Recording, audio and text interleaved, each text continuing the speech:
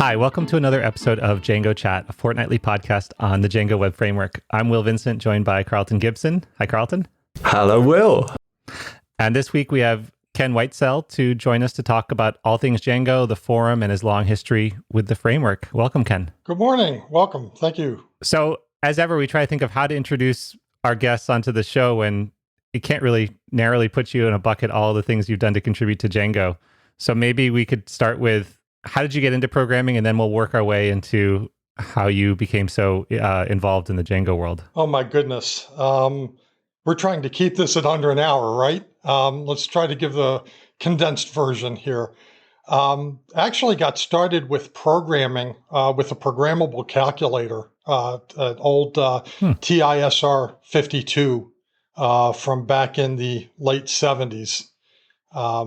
The kind that had the little magnetic card strips that you would feed through the calculator that would store the programs and the thermal printers that you could attach to it. Had a friend of mine in high school who had one of those, and we just spent hours mucking around with that, writing little programs.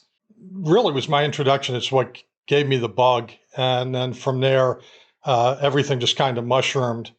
My senior year of high school, we had moved. And I moved to a high school that actually had access to a mini computer at the time, an old HP 2000, Oh, wow. Yeah, running the old timeshare basic.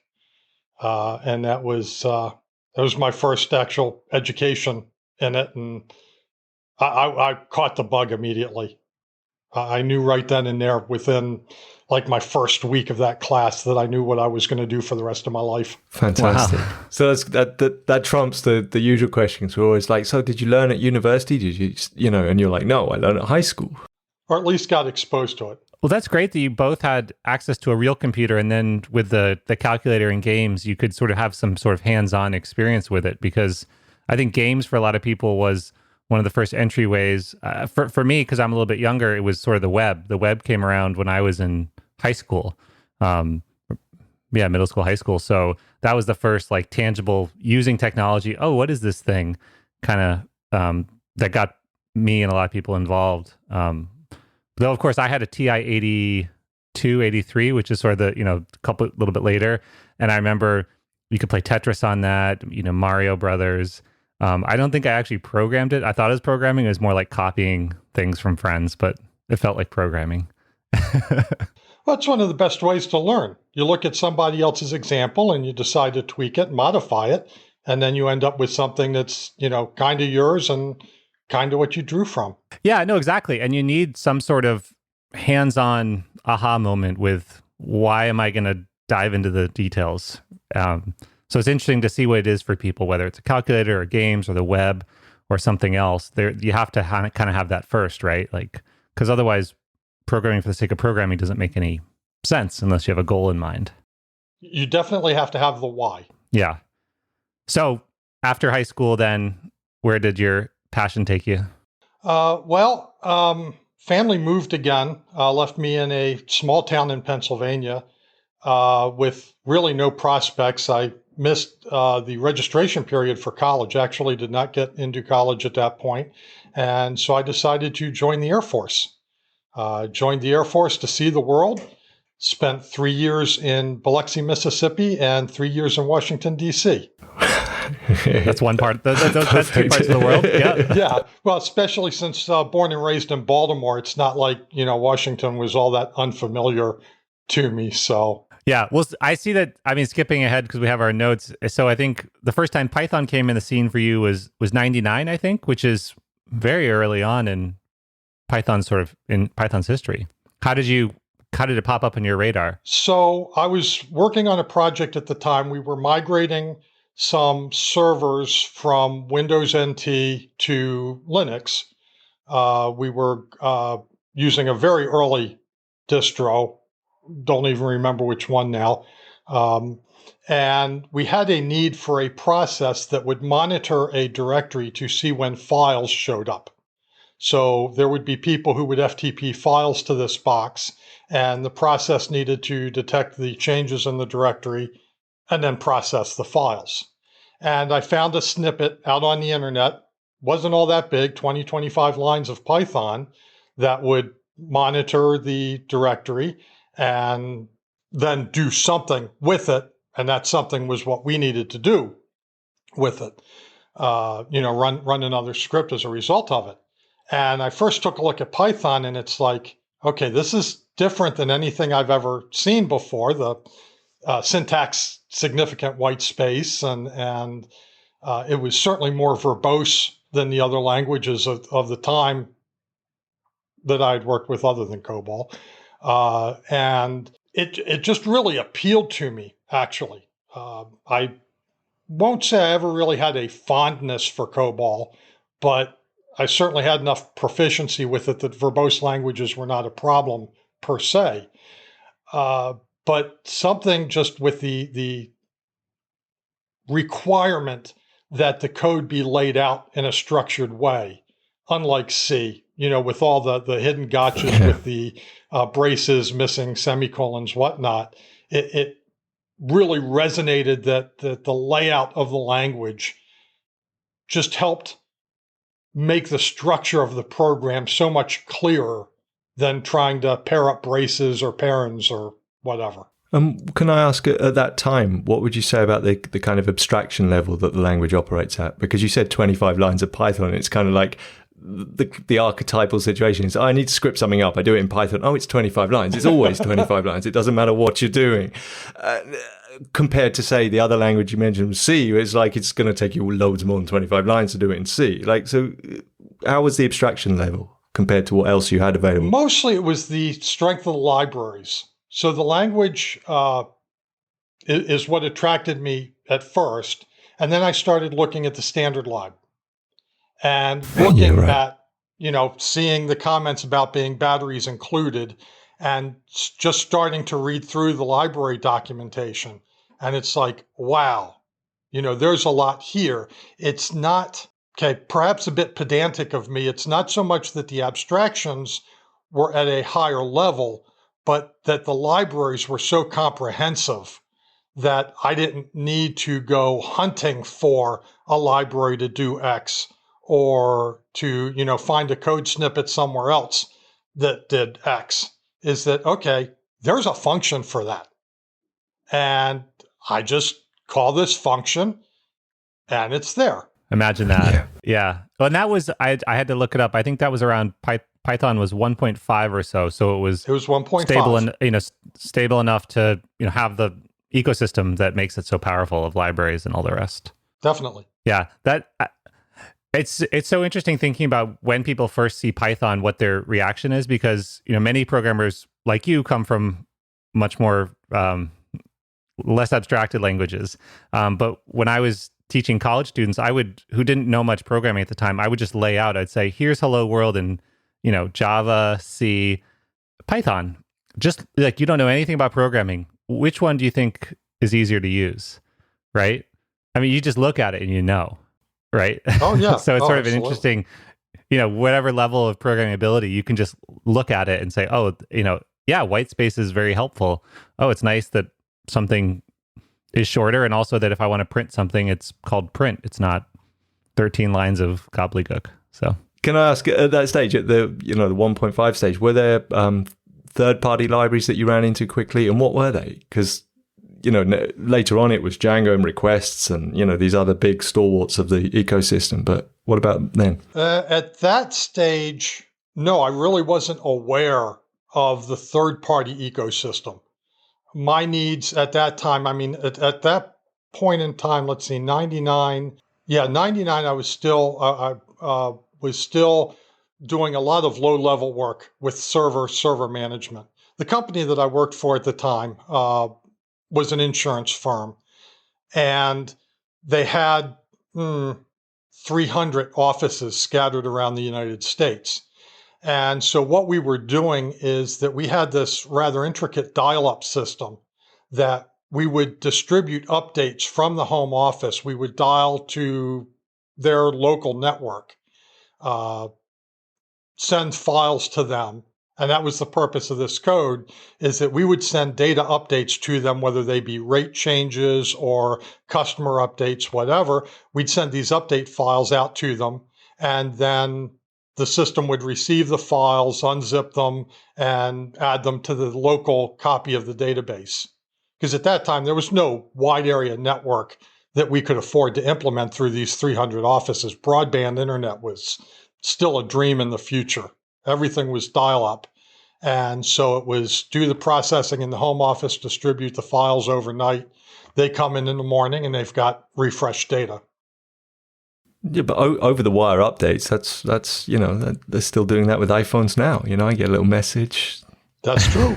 Ulysses has been updated to the latest version. That's cool, though. That's really cool. And that's so funny to me, too, because my brother-in-law uses Django at a health insurance company called Zapari that does exactly that, with Django 20 years later. So it's sort of, the tools have changed a little bit, but the problem is still there about, collating all this health insurance data. Yeah. How do you keep 300 computers in sync that aren't directly connected to any sort of internet or direct networking? It's an interesting problem. Right. Yeah. So Django, speaking of the web, when did that emerge for you? So I first saw Django. It was PyCon 2005, I believe it was. In my mind, I've dubbed that the PyCon of web frameworks, because that was like the time period, the 2004, 2005 time period, where the saying was, you haven't worked in Python until you've at least written one web framework.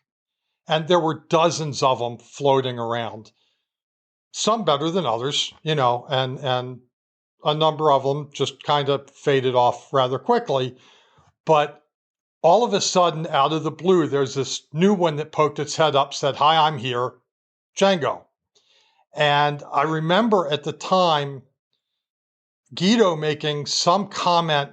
I don't know whether it was a keynote or just a talk or even possibly just an offhand remark, that he was expressed an opinion, personal opinion, that, he felt that there was going to need to be some sort of shakedown of this plethora of web frameworks, that there really doesn't need to be 10 different web frameworks all receiving a lot of attention. And he kind of thought, had a very favorable impression of Django at that point. So it's like, okay, if Guido's leading in that direction, it's worth taking a look at it. So I did. Then promptly had a position change, job change, same company, position change, and completely left the Python world. I had nothing more to do with Python from a job perspective for about 10 years. So I kept my eye on it. I've always kept my fingers in the Python world as a hobbyist more than anything else. But over the next 5 years or so, I saw where Django as a complete web framework really kind of gained the mind share. But I never had a reason to work with it. Then I actually did change jobs in 2014. I had a company, another insurance company, hire me as a Python/Django developer. And while I acknowledged that I had no direct Django experience, apparently my Python knowledge was adequate for him to say, okay, Python, you can learn Django, and dropped me into the deep end of the pool. I just want to point out that PyCon 2005 was, I think, only the third one, and it says on Wikipedia there were only like 400 people there. So you were pretty early. I guess it was in DC. Was that you were based? So it was local, but it was. That's the point. I was living in Baltimore, working in Baltimore at the time, and said to my boss, "Hey, there's this Python conference that happens to be local," and he said, "Sure, no travel expenses, no hotel expenses." Yeah, exactly. Buy your lunch, maybe. Because now PyCon is 4,000 people, and but it's funny that you mentioned Guido, because I went to my first one 2019 after going to DjangoCon twice, and I was like, oh, it's gonna be like DjangoCon but a little bit bigger, and it's orders of magnitude bigger. But at lunch the first day, I looked up from the buffet and it was Guido right across from me. I was like, oh man, I guess it sort of like made it real in a way. Anyways, just to get my anecdote in there, but I just want to point out, it wasn't like everyone was going to PyCon in 2005. It's also interesting because when we interview people, there's quite a lot of people who, when they move away from Python and Django professionally, their personal and community interest spikes almost as like an antidote to their day job. And, eventually they find their way back to the fold professionally, but it can take a while. So that's not unusual. Well, I've been involved in a number of different hobbyist communities through the years. And what really struck me was how wonderful the people were at that first PyCon. I mean, I met some people that they may not even remember meeting me. But the impression that they left on me, the attitude towards people at that point, of course, again, as you're saying, 400 people, it much more intimate setting. And I walked out of there, knowing this was a group of people that I wanted to continue to associate with, which is something that I found lacking in a number of other professional conference environments. I'll put it that way. Yeah, very, very diplomatic. But it's rare to have conferences built around learning and sharing as opposed to sales. Maybe especially in technology. If I think about, that's something sort of take for granted going to PyCon and DjangoCon, but most tech conferences are a monstrosity of sales, effectively. I don't doubt that. But that's, I was thinking in terms of other hobbyist type organizations, other PC-based groups or microcomputer groups that I have been affiliated with in the past, more so than the professional type conferences, because those at least I know what I'm getting into.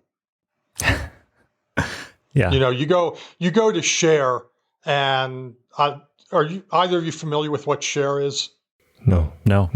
No, Share is the international IBM users community, if you will.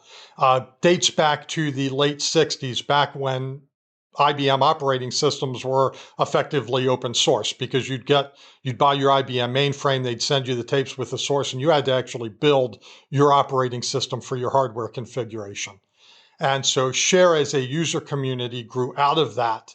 As what sits in my mind as really the first open source community, even though it was not known by that name at the time. And so Share was an opportunity for mainframers to get together and share patches and updates and things that they had done with the operating system to make it work better. And so, but Share grew in the 70s to being, as you described, these ultimate huge commercial endeavors as much as anything else. Yet they still at their core tried to be focused on the community, the fact that it's users helping users rather than, under the sponsorship of IBM rather than being an IBM conference. Yeah, I mean, I used to live in San Francisco where they had Dreamforce, the Salesforce version, which is sort of my main experience with something that would just overwhelm the city for a week at a time. And, they'd have U2 play shows, and it's just like that show, Silicon Valley, where you'd have tech people on stage with musicians. Rings very true. But anyways, so Django cons, let's talk about those because Django cons, because that's where I met you, Ken. And that's where I met you too. Came out to the US and massive long way, and then come to the stagger to the desk, get there. I'm like, I've arrived, and you're like, hello, and I met you. You're like the first face of DjangoCon that I saw. So how did you get involved, and what's your story there? I like to think of myself as a very selfish person. I know what I want, and I'm willing to do what I think is necessary to help achieve that. I want good conferences. I want good PyCons. I want good Django cons, because I get more out of a good conference than a poor conference. I also know from having been on the other side of the desk in the working at and administering and running conferences, what a pile of headaches that is. I believe that every tech person should be required to run at least one conference if nothing else, to gain an appreciation of what that really takes. And I've done my fair share of work on that back end. I know the headaches that come with it. One of the most serious headaches is wrangling the cats, volunteers, to actually show up on time when they say they're going to be somewhere to get things done. So you're like the sergeant major. One of the absolutely critical roles is that person at the front desk to make sure that the people coming in don't feel lost, know that they're in the right place, and are to some degree acknowledged, hey, you're here, welcome, we're glad you're here. That's something I can do. And I know by doing that, then the people in the back office who have more important things to worry about than greeting the people at the front can continue to take care of that. And I can do that. Quite frankly, it's really easy to do. It's not that it requires a significant amount of effort. It requires zero prep time. I just show up and I do my job. You got to wake up early in the morning though, right? Because let's be honest, people, the first day they're there at 7:30 a.m. and by the last day of a multi-day conference, it's, more like 10 a.m. when people roll in. But they're already registered, so less to do. Yeah. And the workload tails down. That first morning rush is always entertaining. But I'm a naturally early riser anyway. I've worked for many, many years like a 6 to 2, 6 to 3 shift. So it's not unusual for me. And then when you think about conferences being on the West Coast, that does not help matters any, because, I'm waking up at 2 a.m. in the morning, first couple of days. And again, 3 a.m., 4 a.m. in the morning, what else are you going to do? Well, you get up, you have breakfast, got nothing better to do, go downstairs, start pulling out tables, setting stuff up, and you're ready to go. Well, Carlton and we felt quite pleased with ourselves with our strategy at the last Django Con, where, because Carlton's coming from Europe, and I'm just from the East Coast, and so we got up and we did bike rides every morning. I think we were out the door by 6, Carlton, right? It was quite early, yeah. It was good though. I mean, sounds too much like exercise. It was quite a lot like exercise. Will obviously goes to the gym or something in his normal life, whereas I'm a bit like, what's that? I remember those from childhood. It's a bike, yes. But both of us met you at the registration desk, and then I volunteered the ones after that, both at PyCon and DjangoCon. And you're right, it's so overwhelming the first conference you go to, because you don't know anyone, you don't know what's going to happen, and then to have a friendly faces sets the tone for the rest of the conference, for sure. I mean, I was, in that bucket, my first DjangoCon and first PyCon as well. So, and it's a great way to meet people, as you said. I mean, if you go to conferences to meet people, instead of having to, chit chat at a table, if you work at the conference desk, you're just bound to meet. Oh, I'm horrible with small talk. Yeah, absolutely. Yeah, it sort of solves that problem. It really does. So maybe I can ask, since you've been to way more PyCons and DjangoCons than either of us, what's your sense of how the DjangoCons in particular and just the community has developed over the last, 10 years in particular? What's your sort of broad sense of all that? I mean, the DjangoCon community just continues to amaze and impress me because of the focus and the intentiveness on the user experience, the customer experience, the attendee experience, however you want to phrase that, for really putting that focus, that emphasis on trying to make everybody feel welcome and accepted. And hey, you are one of us. It doesn't matter where you're from. It doesn't matter what you do in your job or not do, student, hobbyist, whatever. You took the effort, made the initiative to come here. You're one of us now. And we're going to do everything we can to take care of you. And that includes briefing like the other attendees, right? So that when the conference starts, there's always that kind of half-hour presentation about, what is a DjangoCon and why is it so welcoming, and they have this idea about standing in the Pac-Man rule where you always leave a gap for someone to come and join. And then, this idea that how n is the number of Django cons you've been to. Well, n+1, you've got to meet that many people each day. So, if it's your first one, you've only got to meet a couple of people. But if you've been to 15, then you've got to get out there and, really get to know folks. It's just little things like, they're not little, they're massive, but they really structure the day for me, and they structure the conference and structure the mood. I think that last point there really hits it for me, striking that mood, setting that mood for the conference that, okay, yes, it is DjangoCon. It's not that it's not about Django, because it very definitely is about Django, but it's about the people working with Django.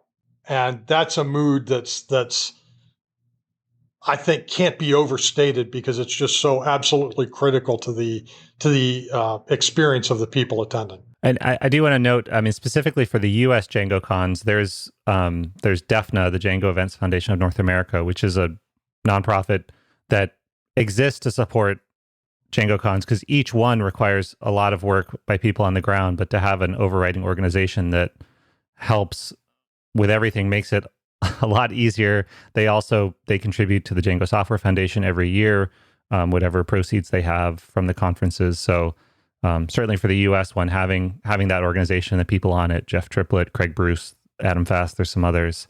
That's in a way thankless work, but hopefully people, you go to the conferences and you meet them because they're the ones running around, not at the conference desk, not speaking, but doing everything else to make it a great experience.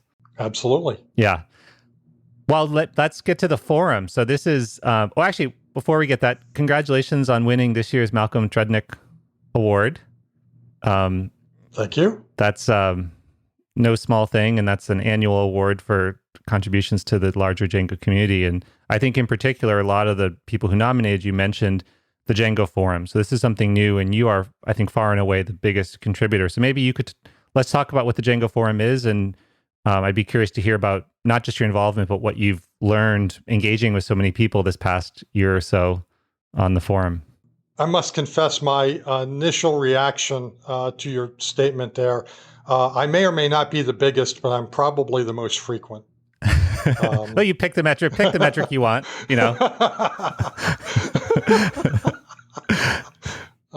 I am probably larger than the average member. Anyway, but leaving that aside, trying to become serious here. So on the forum, there's all sorts of questions. There's more advanced topics around where to put the logic, favorite third-party packages, but there's a lot of people new to the community who have questions on getting started and more fundamentals. And in particular, in that area, you've been very active. So I'm curious how have those interactions been? Like, what is that? Because sort of like being the registration desk in a way, that people ask a question and they don't go to Stack Overflow, they go to the forum, which is really has experts. And but so what sort of patterns do you see, right? Because a lot of times it's kind of the same question over and over that beginners have around getting started in Django. It is or it isn't. Although I do tend to kind of paint a broad brush for some of the real recent people who are diving into it.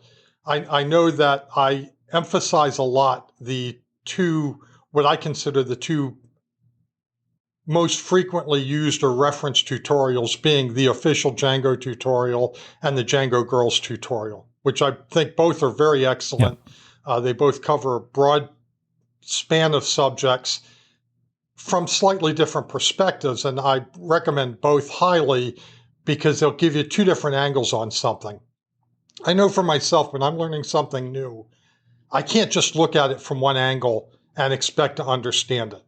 I typically need to look at something from 2, 3, or even 4 different angles before I start to build a mental model that resonates. And I still remember from 7 years ago now what my sticking points were with Django and the difficulties that I had in learning it and moving from the other frameworks that I had worked with.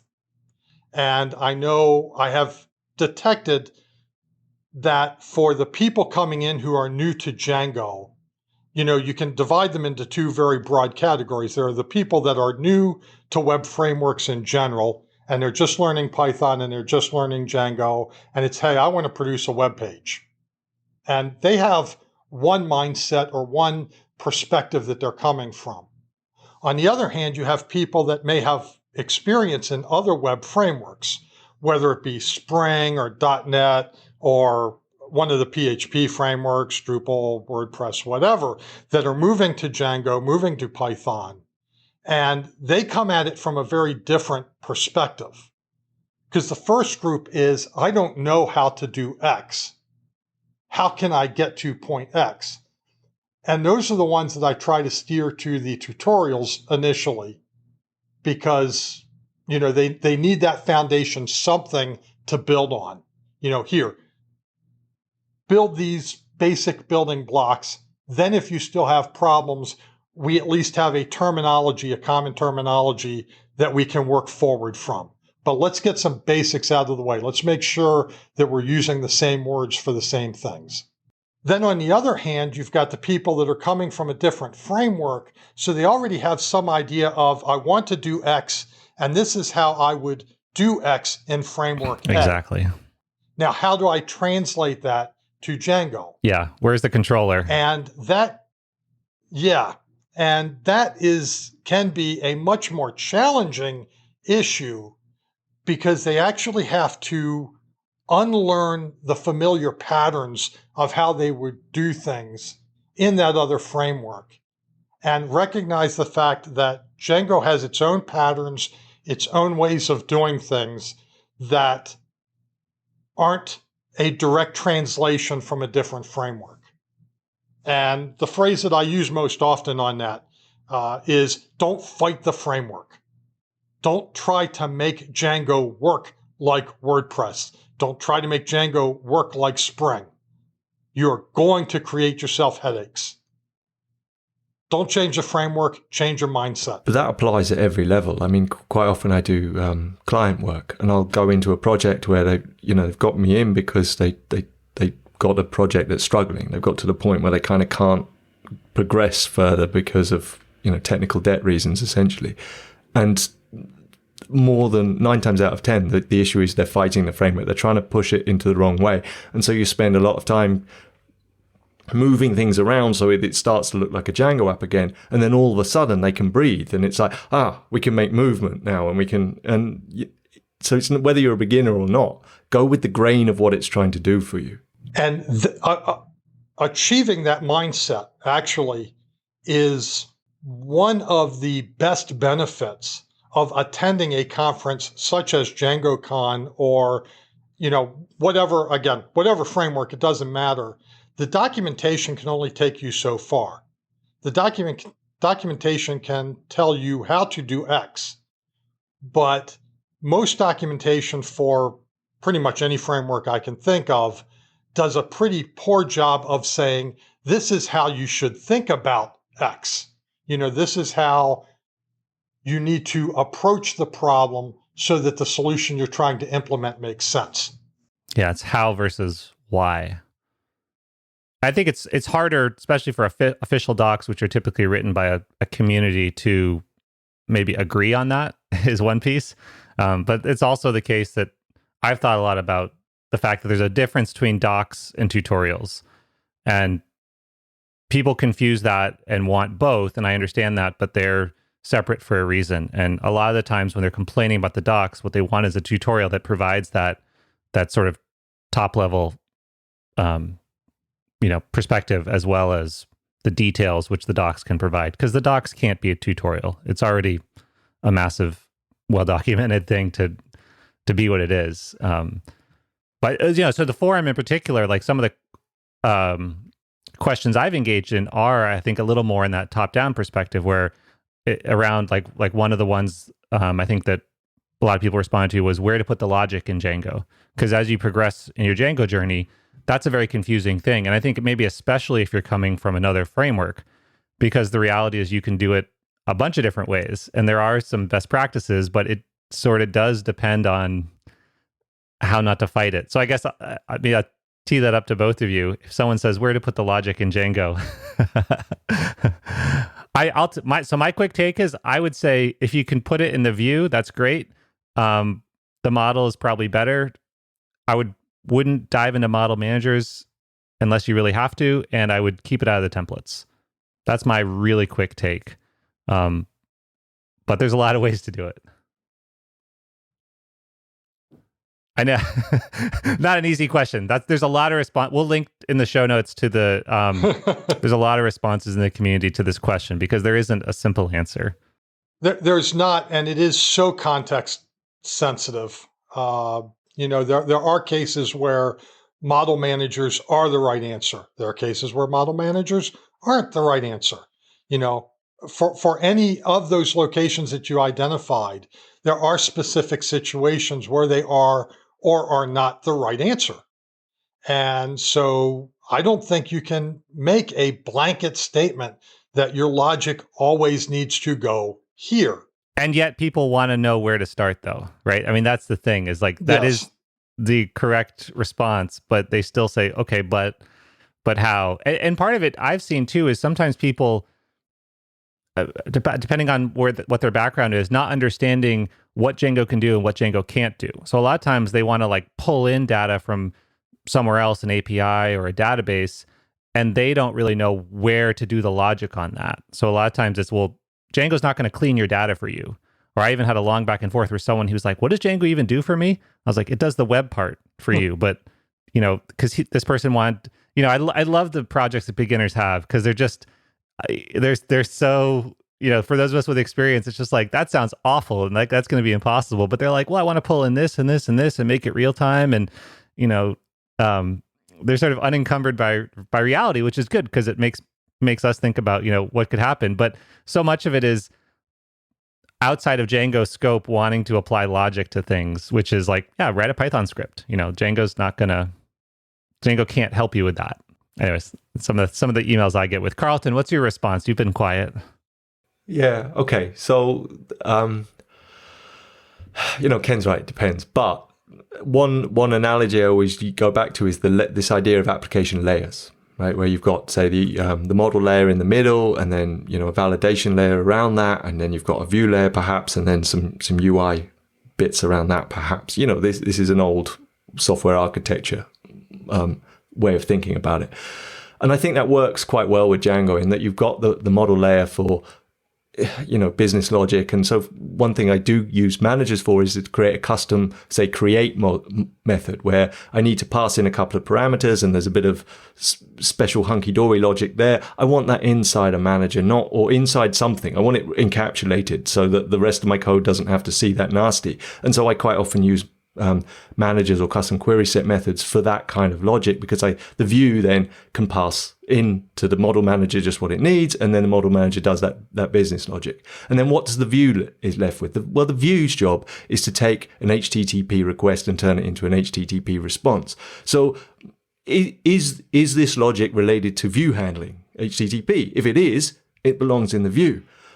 Sometimes you get some data from the view and you want to pass it to the model layer, but that's you can't just pass it straight in. You don't want the model layer throwing out DB errors because you passed it bad data. So that's where we'll have a form. And sometimes form logic can be quite complicated. And particularly a model form, when you hit save, it gives you back an instance. So any kind of logic about validating the data and getting it ready to pass to the model layer, that lives in the form.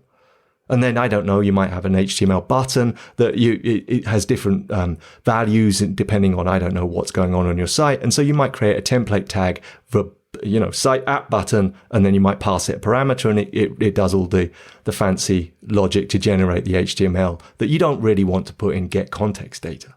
Right? I mean, you could call it from get context data, but, then you'd need a little helper function to keep it tidy. Well, it could just live in a custom template tag, which are really easy to write, folks, The DTL is actually super powerful. So again, it depends, but that's how I kind of think about it. I try and think of what layer does this, and what I don't want is the model layer having to reach out and do something for the view layer. I don't mind the view layer reaching down to the model layer and saying, hey, please, can you provide this service for me? But what I don't want is it the other way around, and try and keep some sort of cleanliness like that. But beyond that, it's impossible to say without a concrete example. Well, that what you just said, Carlton, you've referred me to, we'll put in the notes, Tom Christie has a post from 2014 sort of to your point on yeah. Django models, encapsulation, and data integrity. No, I will link to that, to the heat death of the universe. That is such a great post. It's just amazing, and more or less that. I don't quite agree with him about model forms at the very end, but the rest of it is dead right. And there was a debate recently. Somebody wrote a book about, I can't remember the exact title, but it was about creating a service layer, and they were very anti Django and the ORM in it. And there was a couple of posts, one by James Bennett and another one by Luke, whose surname escapes me momentarily. Plant, I think, something like that. Yeah, replying about, how you create a service layer in Django, or how you avoid creating a service layer using the ORM the way it wants to be used. And again, this goes back to cutting with the grain of the framework. Well, and in the forum discussion, Andrew Godwin and some others talk about that services argument, because I think it was timely when it was brought up. But I think part of the thing is, like if I was going to teach someone this, you almost want to show them, well, here's the 5 ways you could do that same, save method, so that they have the context to understand why one is better than the other. Because a lot of times they don't know how to do any of the 5. So to talk about, well, this goes here, that goes there, they sort of need the reps to understand how the pieces fit together, I think, right? Like I've thought about, like, how many different ways can I do a to-do app, or even Hello World. Actually, I have a post on Hello World done 5 different ways, which I think is quite clever, but I think I haven't explained it well enough to get at this, multiple takes on the same issue to show how the pieces fit together, because it does take quite a while to understand how the pieces fit together in Django. Does do your ways include Carlton's single file way of doing a Hello World that he showed at Django Con a couple years ago? I'll link to that too. I made a whole GitHub repo for that, and there's been discussions. I don't know if I do. I'll put the links in. Because I think it's, the thing is that by the time you get to showing how to do one thing 5 different ways, you've lost most people. So, like this Hello World one, I think I don't mention it to beginners because I know it's just going to confuse them. When I'm like, you don't actually need to have a views.py file. Like, you can stick the view in there, and and then Carlton's thing is just, that's mad scientist realm. But I'll put the link in there. I should link to it. That's just to show how it all fits together, right? I have created and do create single folder Django apps, right? But a single file Django app, nah.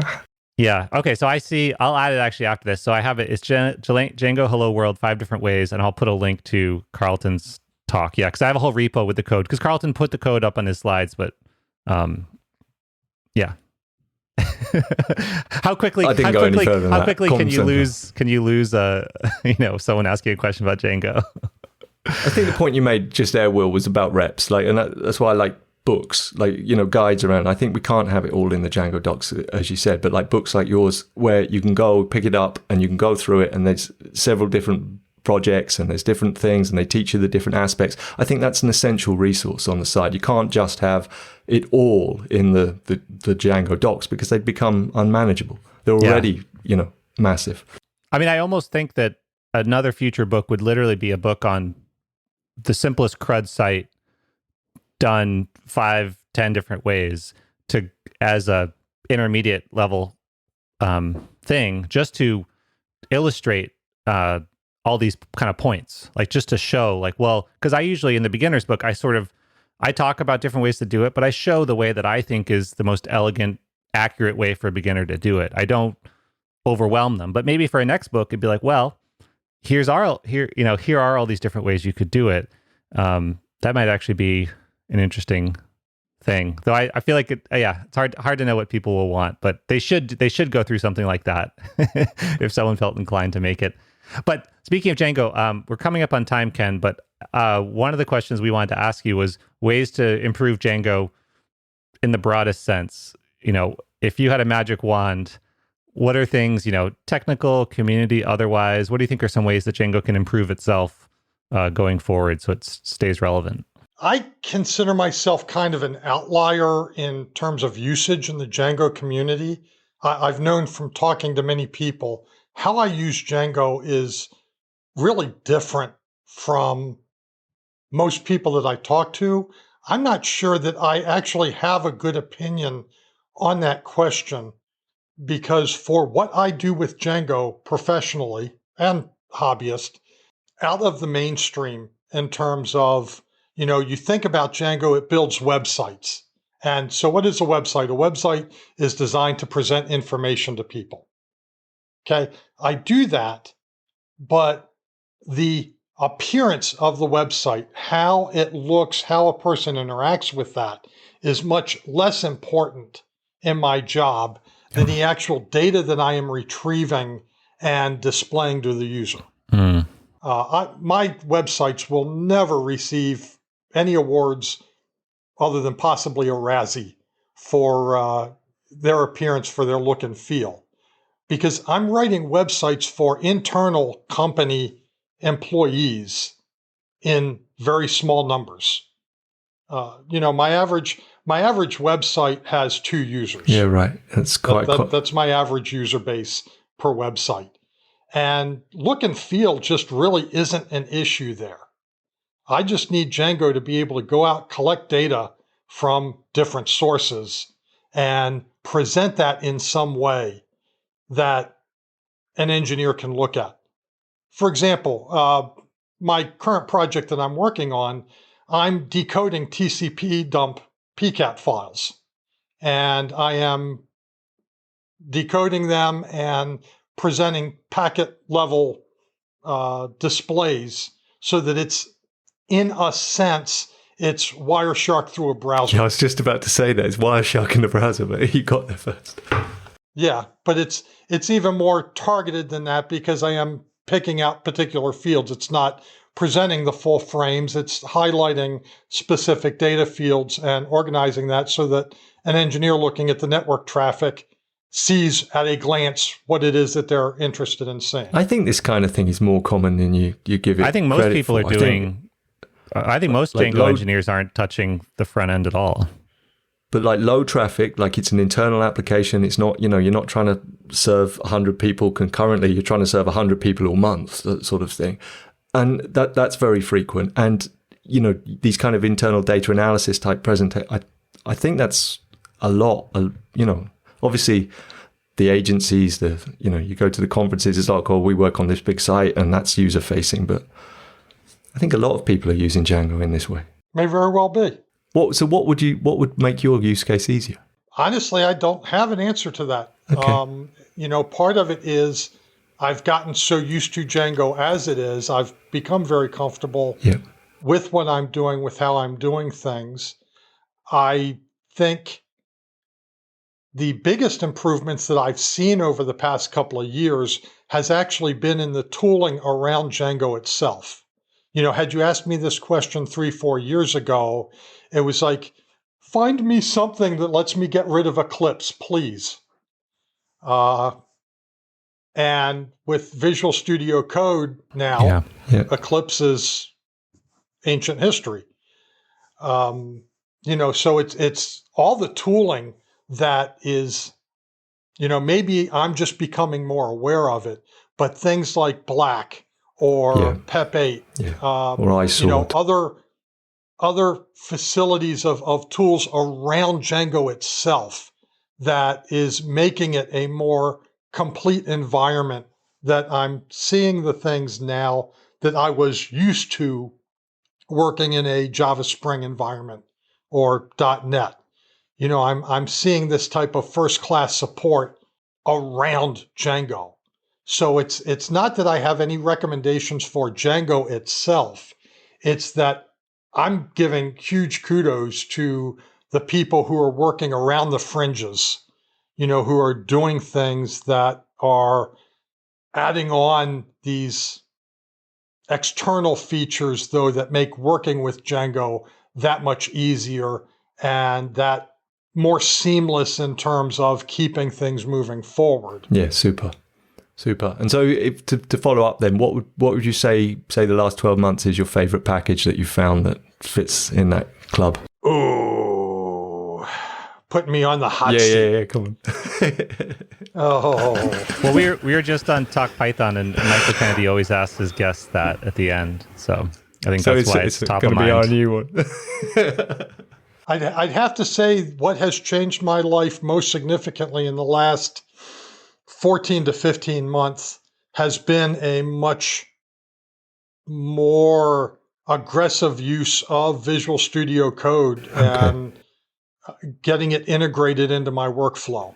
Okay. I started out using it as a Eclipse replacement, basic editing and putting projects together. But as I continue to work with it and learn how it works and understand how to do things with it, the different configuration files like custom launch.json files and using the debugger with it, I've just more integrated. I've gotten more in depth, more comfortable with it, more as a tool than just an editor. Yeah, no. Okay, that's a good answer. And so that's been my biggest improvement in my workflow over the last year. Okay, super. Yeah. Well, I think all three of us, that's our primary editor these days. I know, Carlton, you BB Edit, right? You have one that you get to occasionally. But so I've been using BB Edit forever. I have it open all the time because as great as VS Code is and its multi-file search is very fast, when you're trying to pick through, say I'm trying to pick through a trace in Django and I'm trying to have all the source files open and all the rest, BB Edit's multi-file search is just phenomenal, and you can have the different searches open in different results windows, and VS Code doesn't like you doing that because it's got to fire up a JavaScript. It's basically got to fire up a new instance of Chrome for every window you open. Like, that's fine, but you can only open so many. Whereas BB Edit's a native Mac app, and it's for that kind of forensic research through a big code base, it's indispensable for me. I still use Atom too. I mean, sometimes I just want a different editor. I want something. My Atom config is very, very, very basic, and it's sort of like, in a way, my BB Edit, because my VS Code is all customized, and sometimes I just don't want to deal with any of that. I just want something simple. So. Oh yeah, I still use Notepad++ for some things. Nano on occasion. If I just need to hop onto a server and make a quick patch or something. Yeah. You've got to be comfortable with lots of tooling. Are you on Windows, Ken? Can I just ask? My primary development laptop here is Windows, but I do a lot of my development in WSL. Yeah, I was going to ask, so are you using the WSL? So I'm stuck at WSL 1 for the moment because WSL 2 does not support IPv6. And that is absolutely required for the stuff that I do. So yeah, it's Windows WSL 1. I do run VirtualBox for some local virtual machines. And then my server room, all of my servers are various shades of Linux. Okay, cool. I like how you've got a server room. I need a server room. That sounds like a nice thing to have. Well, as we head out, are there any tips you have for people listening who can start to be as involved in the Django community as you have been? What would you say are good first steps for someone who's using Django but wants to get more involved? Online, I'd say I'm partial to the forum more so than the mailing lists. I think I find the forum to be more personable than the mailing list. Django Users is a fine mailing list. I still read it, but I was never really active on it because it just, for whatever reason, that interface feels impersonal to me. No, the forum's much nicer. And so I very much appreciate the forum because it feels more community-like than the mailing list ever did to me. And it's like, please join the forum, browse some messages, and if you've got something to say, to chip in, answer a question, people don't bite. I remember my first couple of answers, there was a lot of trepidation. It's like, well, if I answer this, who's going to jump on me and say, you're wrong? And that's pretty rare. It didn't happen, I've been corrected enough times, but, that's all part of the learning process. Right.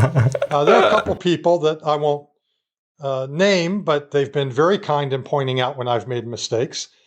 And for that, I am grateful. Well, I think one of the nice things about the UI of the forum is that when you use the search functionality, if you type in a question, it will pull up if it's already been asked and answered. Because I would say beyond not looking very nice. My biggest issue with Google Groups is it's very hard to surface past conversations. So there's 10, 20, 30 takes on the same thing, and the forum is nice to have it in more of one place. And it's easier to read through. And, I think so similar to Stack Overflow, there's sort of one place for certain questions around different topics. So I think that's helpful. So what about offline? What about offline? When we're all able to meet in person, what would you recommend? I mean, obviously attend to DjangoCon, and sounds like, put your hand up to volunteer. Or even the local Django meetup. That's true.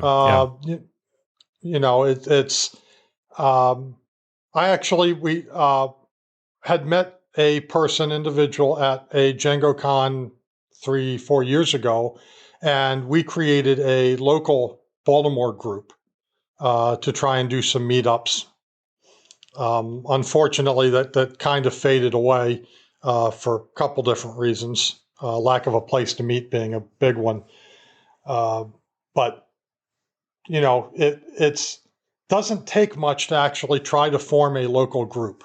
If you can't find something local, it doesn't hurt to say, put out some flyers metaphorically, go online, meetup.com, that you can create local meetups, or even show and tell in the forums, probably a place that you could say, hey, I'm looking to meet people in area XYZ, and try to find a local community. And if there's not one close by, even see if there's one that you can get started. But certainly there's a lot to be said for meeting in person. You only need two of you, Well, that's what and then that's we true. had two of you and an open invite. Rachel Calhoun on recently, who works with Django Girls, and she was in Korea at the time, and it was 2 or 3 people who wanted to study Python, and that's how they got started. You just need a handful of people, and often it's a Python thing because Django is obviously a subset, so it's fine if it's a Python meetup. In Boston, where I am, there's a lot of developers, so there's Python and Django, but usually the Python one, you can start talking about Django there too. So anyways, I think we're at about an hour. Thank you so much for taking the time to join us. Yeah, super. Congratulations again on the Malcolm Award. Yeah, absolutely. Thank you very much. Are there any outgoing thoughts you want to share with anyone? No, just thank you both very much for hosting me this morning. This has been a pleasure. Will, Carlton, it's always a joy to be able to talk with either one of you. Looking forward to the day when we can all meet in person again. Yes. Perhaps 2022 now, but hopefully, fingers crossed. Yeah, virtual and then until. So thank you, Ken. For everyone listening, you can find us at Chat Django on Twitter and djangochat.com for this and future episodes. We'll see you all next time. Join us next time. Bye-bye.